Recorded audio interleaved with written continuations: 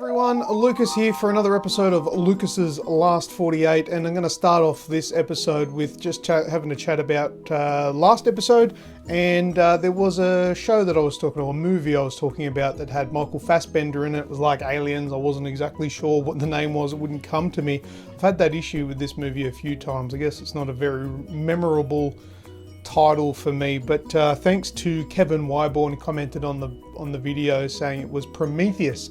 That's exactly right. That's the movie I was trying to think of. That the only one off the top of my head that I could think of where Fassbender was in it was pretty good. But he also pointed out that he was Magneto in the X-Men reboots. I was aware of that, but once again, it didn't really stand out for me for Fassbender, and I just want to reiterate that I'm not saying he's a bad actor or I don't like him or anything like that.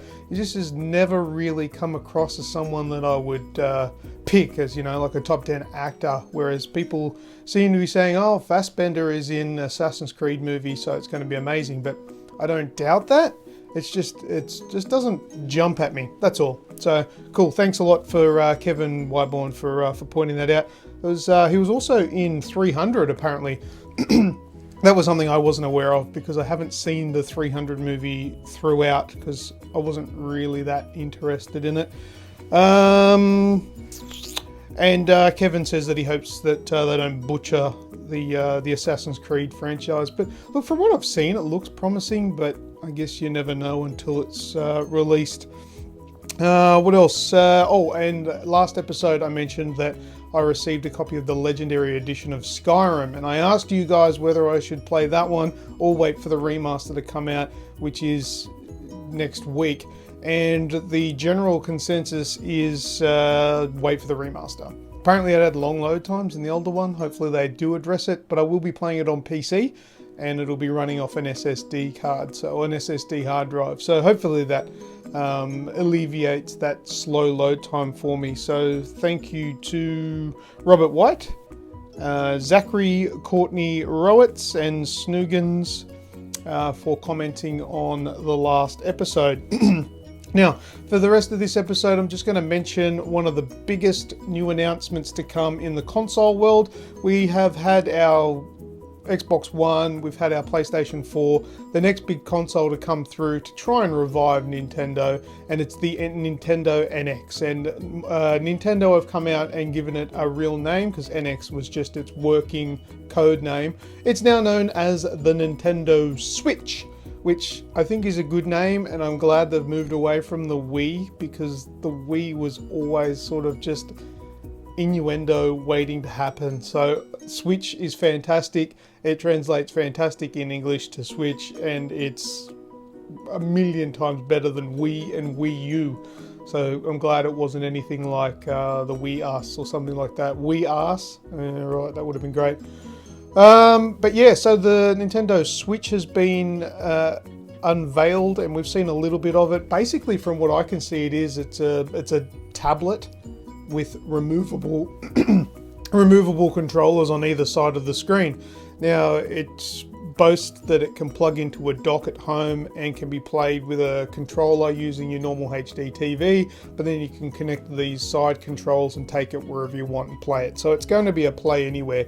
Basically, it's a Nintendo DS and a Wii U, I guess, molded into one, where you can take it with you on the train, get home, plug it in your TV and keep playing. It's a neat design. I'm interested in it, and it's very likely because it is Nintendo, and I do like my Nintendo games and consoles. I will probably get my hands on one when it releases. Apparently the release window is going to be roughly around the March area in 2017, so we'll keep an eye on that. We'll keep you updated, but it's good news. I'm glad to hear that Nintendo is coming back, and hopefully this is going to be one of their flagship consoles for time to come. And you know, there's a lot of talk that and of course Nintendo's going to want to do this, but they're saying that there's a lot of developers on board that have pledged that they will make games for the Switch, but we don't know if that's the case. Depending on the power output of the console, I don't think the specs are up yet. If they are, I haven't seen them. So hopefully it is powerful enough to at least get some sort of version of AAA games, and hopefully they do bring out their first party titles, like a big 3D open world Super Mario game. The new Zelda game we already know about, that's coming. Bring new Star Fox, bring all these games out, Donkey Kong Countries and things like that, in a reasonable time frame, then I think the Switch will do well. But look, that's all I have for this week's or today's Last 48. If you've got any particular opinions on the Switch, I really want to see them down below. Let's get a conversation going, and I'll mention them in the next episode. Also, I